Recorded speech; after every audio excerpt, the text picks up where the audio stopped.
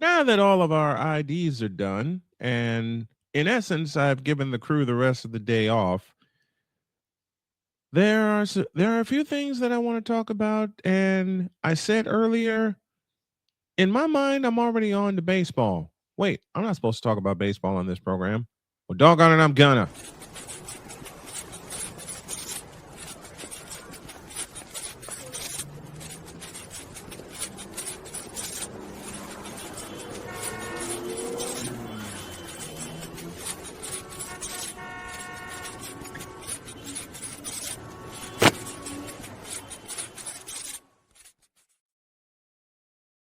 Spivey joins us on his Monday spot. Jay, how are you?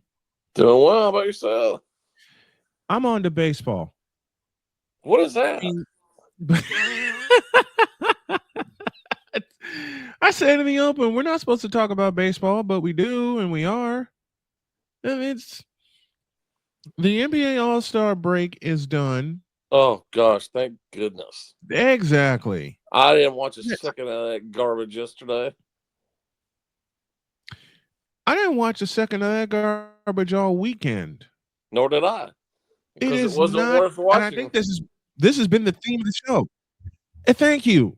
This has been the theme of the show. It is not worth watching anymore. No, it's terrible. And you call these guys you call these guys all stars for what?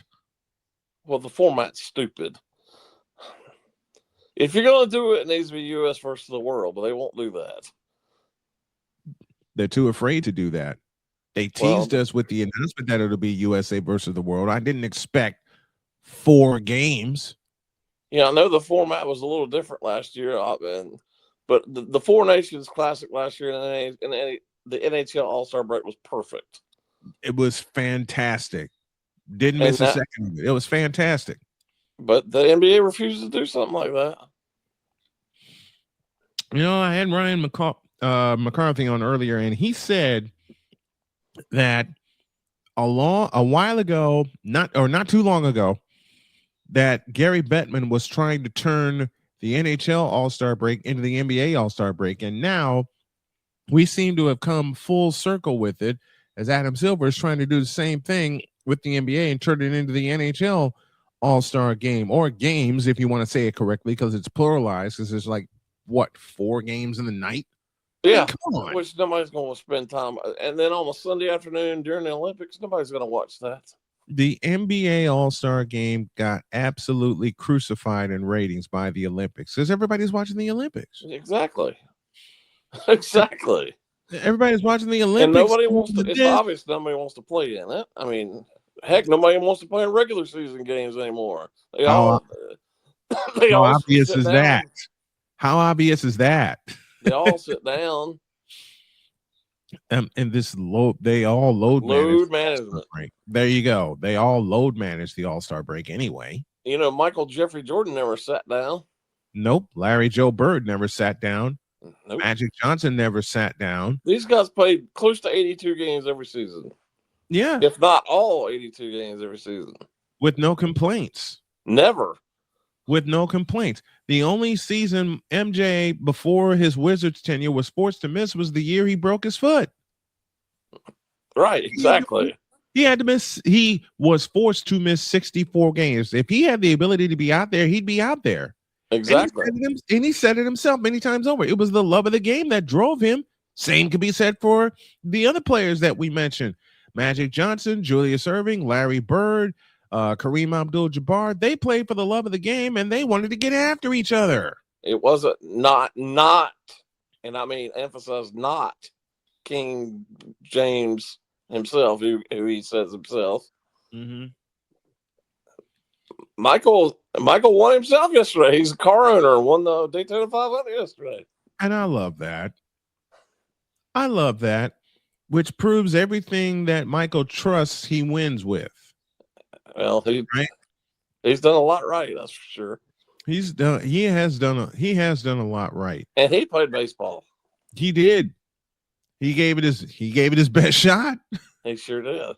He gave it his best shot. This is what a lot of people don't realize. He gave it his best shot. He lived his dream, played baseball, realized he couldn't hack it, and then he went back and dominated the NBA for 3 more years. I have this argument with a friend of mine, and I see it a lot on social media from friends and others. There's no question in my mind. I mean, this not even remotely close. Who's the best player in NBA history?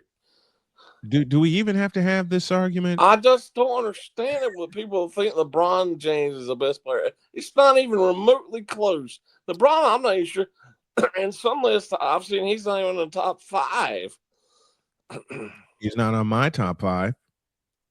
I'm sorry, Michael Jordan is the best player of all time. It's not even close, in my opinion. There's And not just on court, but off the court, what he did for culture as well. Exactly.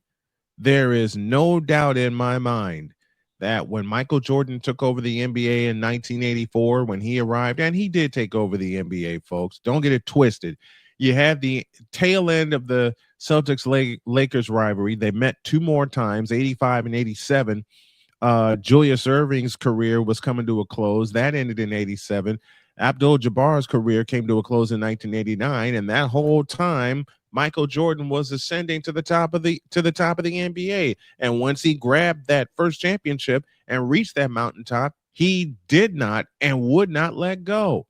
Well, most of the real players of that era, and even the ones who have a clue in this era, all believe that he was, except for the very, very, very biased Isaiah Thomas. Don't get me started with Isaiah Thomas. And he's just mad because he wasn't on the Olympic team. So what? He's still holding that. He's still holding that grudge. There were players that were better than him. Doggone it. Exactly. So and even what? if Jordan did hold him off the team, which he probably likely did, who cares? He still was a better player. Mm-hmm.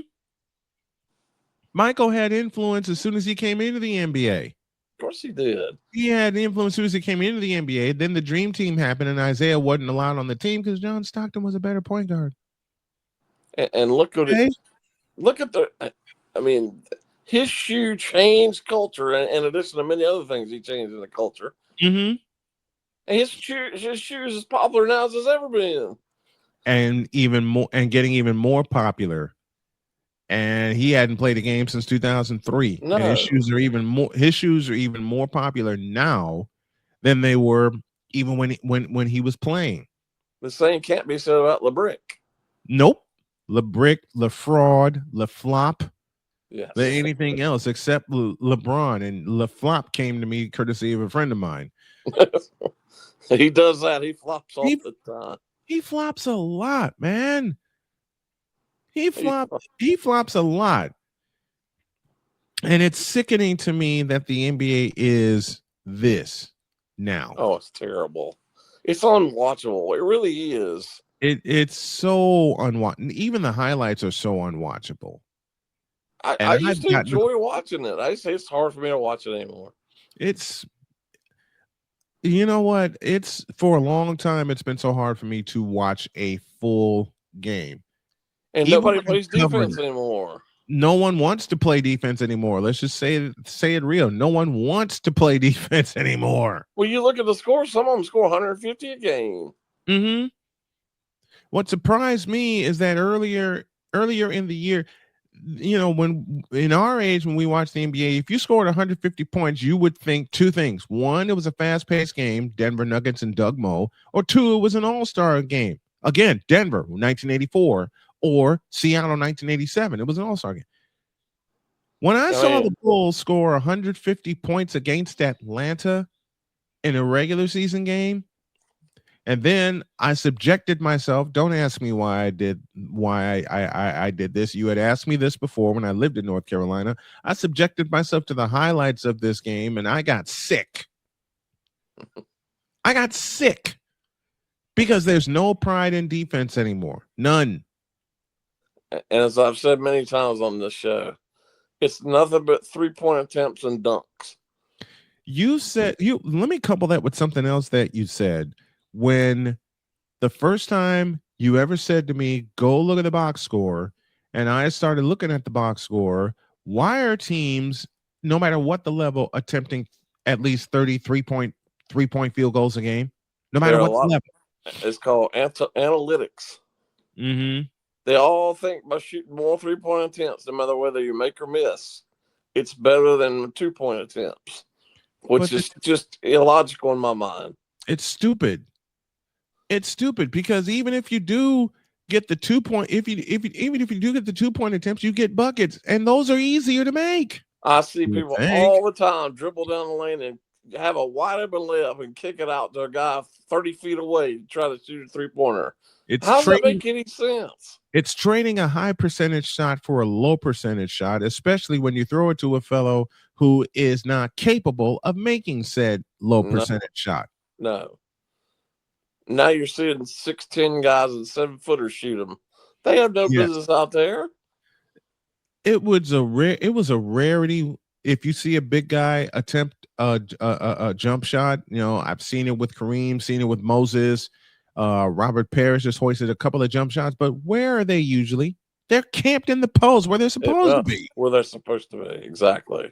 They're camped in the post where they're supposed to be, and now you have them out 30 feet away from the basket, and for what? Right. Jay, you and I have watched basketball. I'm waiting for the day we cover a game together. What is the most basic play in basketball? A layup or just a short jump shot. A mid-range jump shot. Not just that. The most basic play in basketball, pick and roll. Where is that? Well, that's for sure, yeah. Where is that gone? Pick and roll. Set a pick, roll to the basket, you get 2, maybe you get fouled and get 3. There's 3 points right there. How often do you see any players move without the basketball? None. They all camp out on the 3-point line. The only player I see move without the basketball and do it often is Stephen Curry. That's it. And he's not long for the NBA. No, he's not. I think he may have a year remaining, or this may be it for him, considering he's nursing a very severe knee injury. Now, we know how the fans are going to feel when LeBron retires versus when Stephen retires. But I am of the thinking that, and you and I have both seen it, and I've said it all the time, Steph has had a bigger impact on the NBA than LeBron has. I'm glad you said that. I was getting ready to say the exact same thing. Exact same thing. He has. What have I always said about Stephen Curry on this show? And you all have heard me. He took an anomaly and turned it into a weapon. Well, one thing, and this is certainly not his fault, but the fact that everybody's tried to emulate him has hurt the NBA and college and high school as well. Yeah, everybody thinks they can shoot 3-pointers. Well, because he can. Well, he's at worst in the top 3 in 3-point shooters in basketball history. Probably number 1, depending on who you ask. But he's really, his game and everybody wanting to copycat him is really hurt the NBA. And the teams have wanted to copycat what Golden State has done to lead to the 3-point shots. The biggest thing about what Steve Kerr has done with the Golden State Warriors, it's not all about the 3-point shot. It's death by 1,000 backdoor cuts. Right. It's death by 1,000 backdoor cuts. And he's a good coach. And he will never get the credit that he deserves in this era. Ever. No. He will never get the credit. He will never get the credit that he deserves. In fact, I saw a couple of videos that say Steve Kerr is a fraud. Fraud? I am not, as God is my witness, Jay, I saw those words in the title of at least 3 videos because the Warriors aren't doing anything this year. Well, the Warriors are one of the oldest teams in the NBA. They lost Jimmy Butler for the season with a torn ACL. Steph's not long for this game either.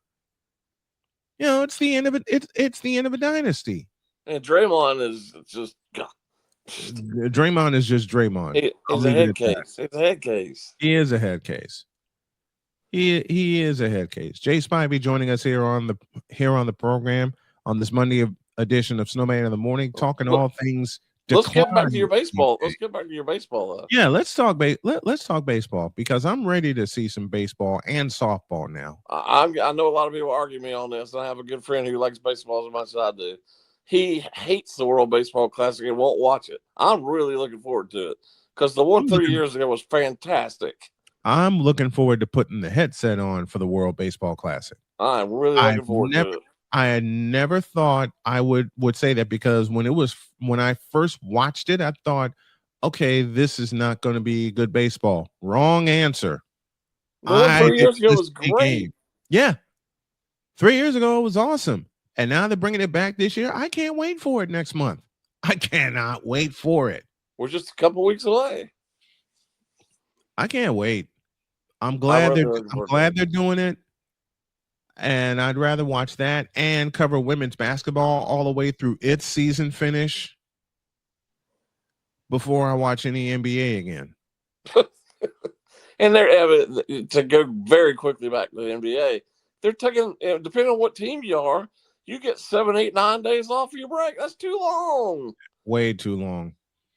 The teams are going to be rusty when they come back. And now it's an all-out sprint to the playoffs. Mm-hmm. I mean, you're going to play, 28, 30 games here in less than 2 months. Less than 2 months. Less than 2 months. The All-Star week is too long. The weekend is a bore and a chore, depending on who you ask. And then the break, they don't crank up again until Thursday. They should do like what baseball's doing, have a World Baseball Classic. Mm-hmm. They won't do it. And my biggest concern is not the World Baseball Classic, obviously, but my biggest concern is what's coming at the end of this calendar year. I'm afraid we're going to have an extremely long lockout.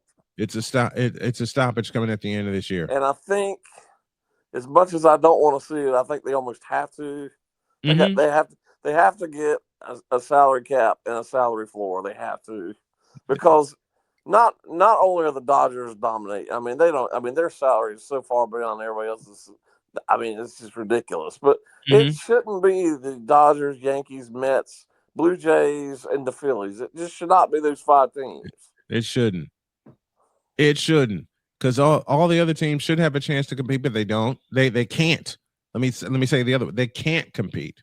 And I'm not saying that anybody will ever be in the NFL, but pretty much everybody in the NFL in a given season has a chance. Mm-hmm. Even the smallest of the small markets have a chance. Yep. And the Seattle Seahawks, hello. They won the doggone thing. Who has a smaller market than Green Bay, and they're in it every year. Mm-hmm. Smaller market than Green Bay or Seattle, and Green Bay's in it every year, as you said. Seattle just won the Super Bowl, dominated on their way to said Super Bowl. And I think this work stoppage for Major League Baseball is going to cost them a year. It's quite possible, and I'm concerned about that. I am too, because I love baseball. First sport I ever grew up on.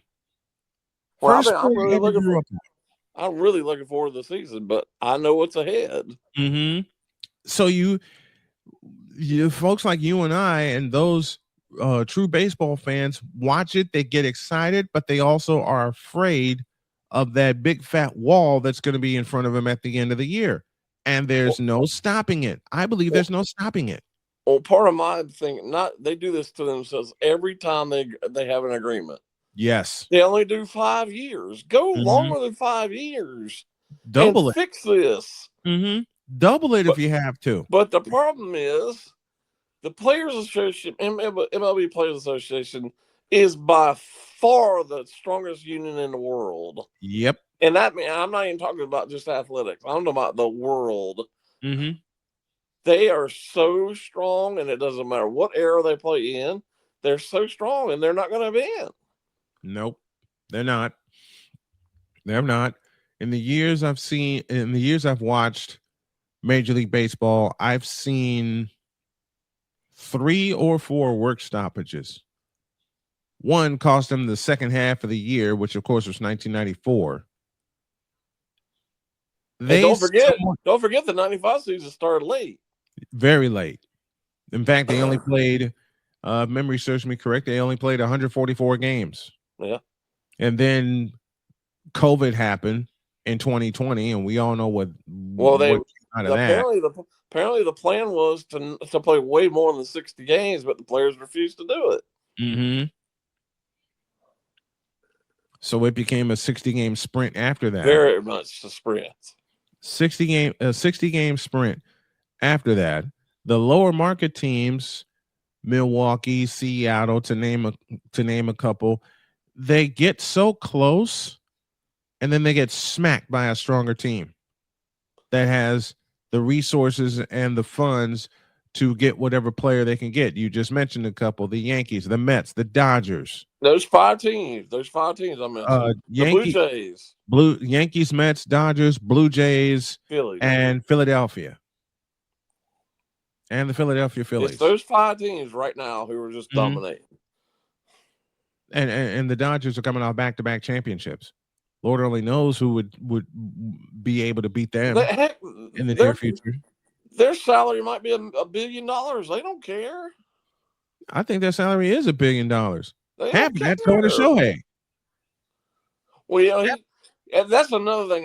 Not just salary. All these deferments that everybody's getting, that has to change. Because that's you kind of get your salary cap. Bobby Bonilla started the doggone thing. I mean, Shohei's getting most of his salary through deferments. He's paid for life anyway. Baseball is very popular right now, and they're going to, as usual, going to screw themselves by doing this.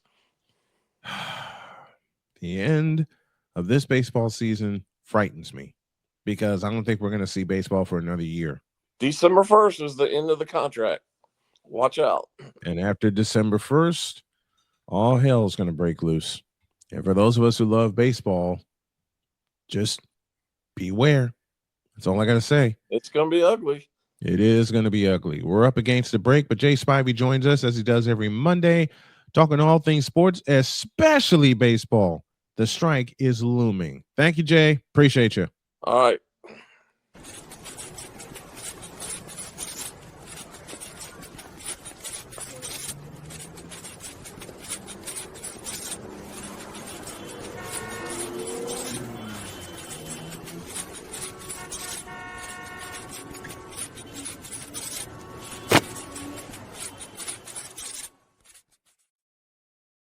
That'll do it for this Monday. Have a great day. God bless. Remember to make your next move your best move. And always remember, if your dreams don't scare you, they are simply not big enough. Dream big, do bigger. We hope y'all are too. And there may be some Umas tomorrow. So long, everybody.